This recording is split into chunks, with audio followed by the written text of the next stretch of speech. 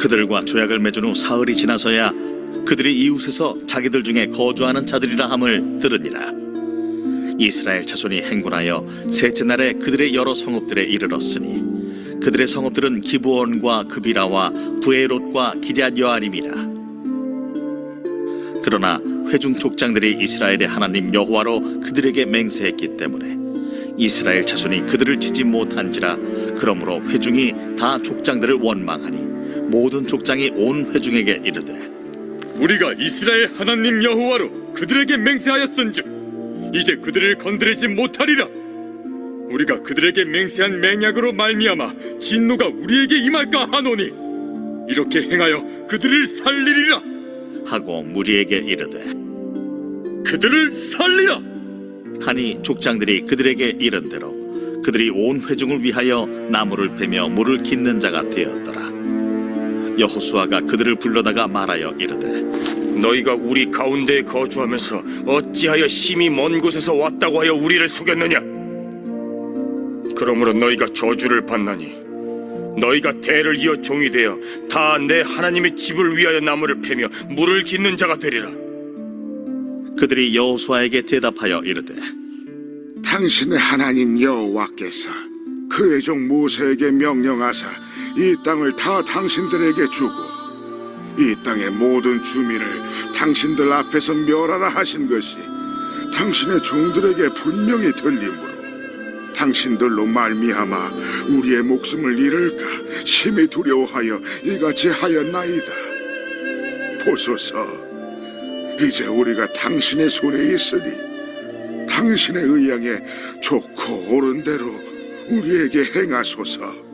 여호수아가 곧 그대로 그들에게 행하여 그들을 이스라엘 자손의 손에서 건져서 죽이지 못하게 하니라. 그날에 여호수아가 그들을 여호와께서 택하신 곳에서 회중을 위하며 여호와의 제단을 위하여 나무를 패며 물을 깃는 자들로 삼았더니 오늘까지 이르니라.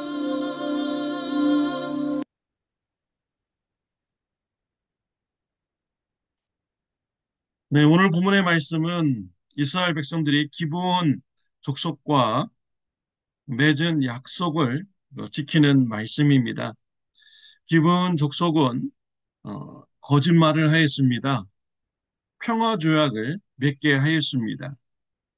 기브온 사람들은 가나안 땅 밖의 사람들이고 먼 곳에 있는 사람이니 평화 조약을 맺자고 한 것입니다. 여호수아와 이스라엘의 장로들은 그들의 겉모습만 보고 약속을 맺었습니다. 평화 조약을 맺었습니다. 그런데 3일이 지난 후에 이 거짓말이 들통이 나게 되었습니다. 이스라엘 백성들이 3일길을 행군하여 가서 보니까 평화 조약을 맺었던 기브온 사람들이 있는 것입니다. 그들은 기브온 사람들이 먼 곳에 사는 사람들이 아니라 가나안 땅에 사는 이런 족속인 것을 알게 된 것입니다. 이때 이스라엘 백성들은 분노하게 되었습니다. 평화조약을 맺은 여호수아와 이스라엘의 장로들을 원망하게 되었습니다. 평화조약을 맺었기 때문에 기브온 족속을 죽일 수가 없게 된 것이지요. 분노하게 된 이유는요, 하나님이 두렵기 때문입니다. 아이성 전투에서 첫 번째 전투에서 처절하게 패배를 겪은 이스라엘 백성들입니다. 하나님의 말씀이 얼마나 두려운지 아는 이러한 시기였던 것이죠. 아간의 범죄로 말미암아 불순종으로 인해서 아이성 첫 번째 전투에서 아주 처절하게 패배를 당한 것입니다. 이러한 아픔이 겪은 지 얼마 안 된 것입니다. 그런데 기브온 족속들을 살려두자니 하나님이 두려운 것이죠. 하나님께서 가나안 족속들을 다 멸절하라고 했는데 살려두면은 하나님의 말씀에 불순종하는 이러한 결과가 되니까 하나님이 두려워서 여호수아와 이스라엘의 장로들을 원망하게 된 것입니다. 여러분들은 이런 것에 대해서 어떻게 생각하십니까? 뭐 끝까지 평화주야 뭐로 지키냐? 그 약속을 깨고 기분 족속을 다 멸절시켜야 된다라고 이렇게 생각을 하십니까? 현대에 또 역사적으로 국제사회에서는 평화조약은 아무것도 아닙니다. 힘이 약할 때 서로 이익을 위해서 평화조약을 이렇게 맺는 것입니다. 그러나 나라에 이익이 있다면은 과감하게 평화조약을 찢어버리는 것이 역사적이고 또 오늘날의 국제사회의 질서인 것이지요. 평화조약은 오늘날의 국제사회에서 아무것도 아닌 것입니다. 그것만 믿고 있다가 전쟁 준비를 안 했다가는 큰일 나게 되는 것이지요. 그런데 지금 평화조약을 맺었기 때문에 기브온 족속을 죽일 수 없다라는 이러한 이야기를 여호수아와 이스라엘 장로들이 말하고 있는 것입니다. 왜 그렇게 얘기했습니까? 하나님의 이름으로 맹세하였기 때문이죠. 하나님의 이름으로 맹세했기 때문에 함부로 그 평화조약을 깰 수가 없다라고 여호수아와 이스라엘의 장로들이 말을 하는 것입니다. 하나님께서는 이러한 것을 좋게 보신 것이죠. 구약 성경에 보면요, 후대 사울 왕이 기브온과 맺은 이 평화 조약을 깨버렸습니다. 그래서 기브온 사람들을 학살을 하였습니다. 하나님께서 기쁘게 보지 않으셨습니다. 이스라엘 땅에 3년 동안 비가 오지 않도록 했습니다. 가뭄이 들게 된 것이죠. 다윗이 왕이 되었을 때 이 가뭄에 문제가 생기자 하나님께 나아가서 기도했습니다. 하나님께서 응답 주셨습니다.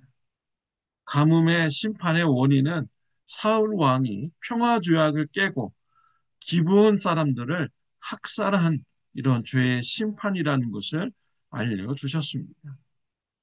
하나님께서는 약속을 지키시는 이런 분이신 것이죠. 약속을 지키지 않는 이러한 것을 볼 때 하나님은 기뻐하지 않습니다.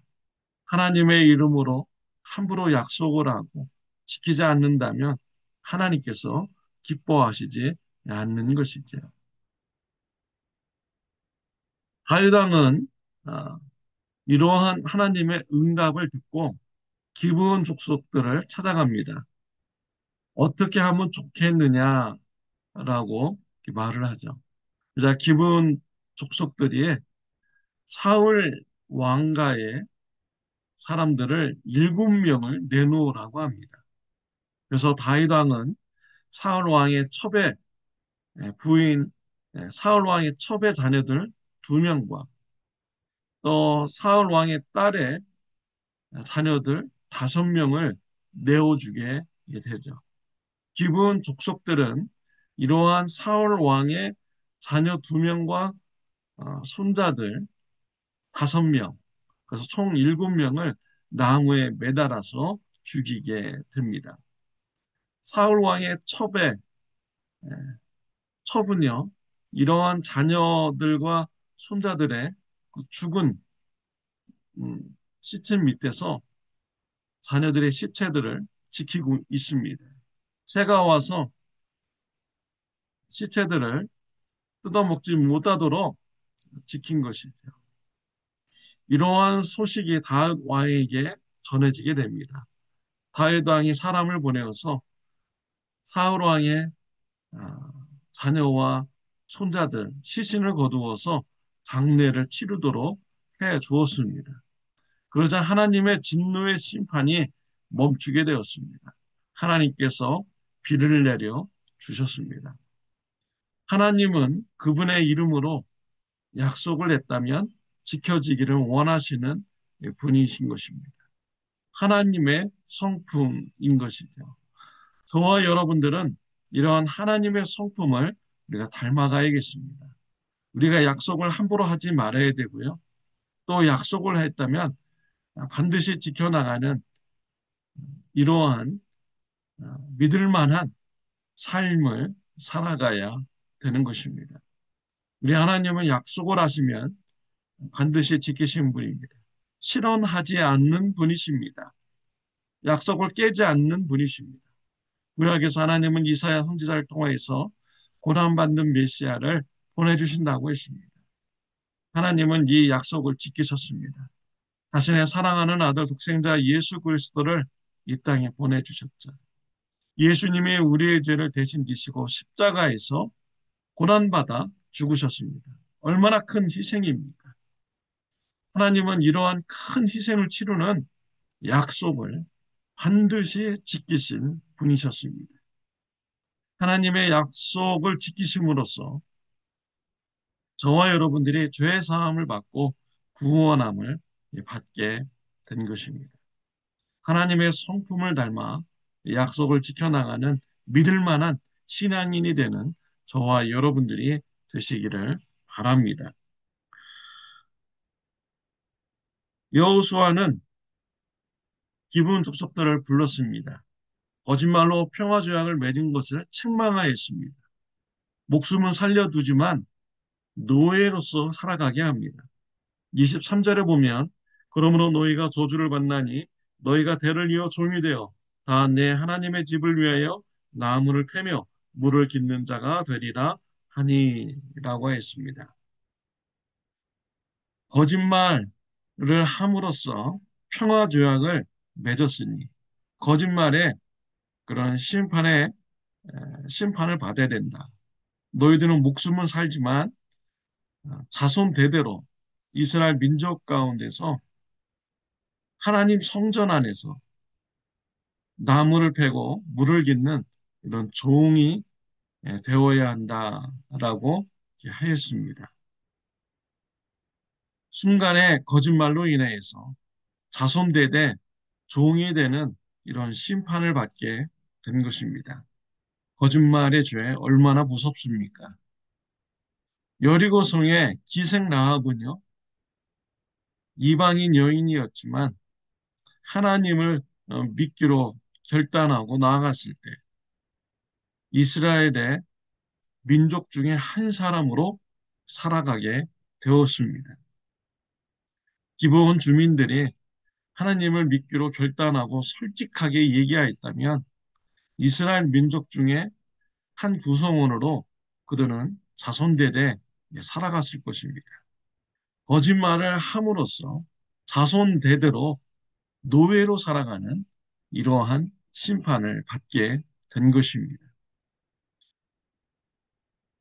왜 하나님의 성전에서 물을 깃고 나무를 패는 이런 종으로 살아가게 했을까요? 우상 숭배를 막기 위한 것입니다. 가나안 사람들을 다 멸절시키는 이유는요, 우상 숭배가 이스라엘 백성들에게 들어오지 못하도록 하기 위한 것이죠. 하나님의 성막에서 물을 깃고 나무를 패는 이런 노예로 살아가면은 하나님을 섬기는 이런 사람들이 될 것이다. 라는 이런 기대를 가지고 성막에서 노예로 자손대대로 살아가게 한 것입니다. 그들의 후손들은 어떻게 되었을까요? 기본 주민들은 후대에 믿음의 사람들이 되었습니다. 바벨론 포로기를 겪은 후에 유대 백성들이 예루살렘으로 돌아와서 성전 건축을 할 때 이때 기브온 주민들도 함께 돌아오게 되었습니다. 예루살렘으로 돌아가면 자손 대대로 또 노예로 살아가야만 되는 것입니다. 돌아가지 않을 수도 있는 것이죠. 바벨론에서 바벨론 사람들과 동화되면서 평범하게 삶을 살아갈 수가 있는 기회가 있는 것입니다. 그런데 이러한 기회를 버리고 예루살렘으로 돌아가서 성전의 종이 되는 삶으로 돌아온 것입니다. 시편 84편 10절에 보면요. 다윗 왕의 고백이 나옵니다. 주의 궁정에서 한 날이 다른 곳에서 천날보다 나은즉 악인의 장막에 사는 것보다 내 하나님의 성전 문지기로 있는 것이 좋사오니 라고 했습니다. 다윗 왕의 신앙 고백이죠. 악인의 장막에서 사는 것보다 성전에서 성전 문지기로 사는 것이 더 나는 좋습니다. 라고 다윗 왕은 신앙 고백가 있습니다. 기브온 족속들의 후손들이 이러한 믿음을 가지게 된 것이죠. 바벨론, 페르시아, 발달된 이러한 나라에서 사는 것보다 하나님의 성전에서 문지기로, 노예로 사는 것이 나는 더 행복합니다. 라는 이런 신앙생활을 하게 된 것이죠. 기분 후손들, 믿음의 후손들이 이제 된 것입니다. 오늘 본문 말씀을 통하여서 하나님은 약속을 지키시는 이런 하나님이신 것을 우리가 보게 되고요. 또 그의 백성들은 하나님의 성품을 닮아서 약속을 지키는 믿을 만한 하나님의 백성이 되어야 된다라는 것을 이 시간 우리가 교훈을 받을 수가 있습니다. 하나님의 성품을 담아 약속을 지켜나가는 믿을 만한 신앙인이 되는 저와 여러분들이 되시기를 바랍니다. 기도하겠습니다. 하나님 아버지 감사합니다. 우리와 약속하시고 구원의 약속을 반드시 이루시는 우리 하나님 감사합니다. 이 약속을 또 반드시 이루어서 우리를 천국으로 인도하고 영생의 축복, 천국의 기업을 우리에게 주실 줄 믿습니다. 하나님의 성품을 닮아 이 땅에서 약속을 지켜나가는 믿을 만한 신앙인이 삶이 되게 하여 주옵소서. 예수님의 이름으로 기도드렸습니다. 아멘. 네, 오늘은 추수감사절입니다. 즐거운 추수감사절이 되시기를 바랍니다. 혹시 오늘 계획이 없으신 분들은 교회에서 12시에 추수감사절 식사가 있습니다. 같이 오셔서 음식을 나누며 즐거운 시간을 가지셔도 되겠습니다. 즐거운 추수감사절 되시기를 바랍니다.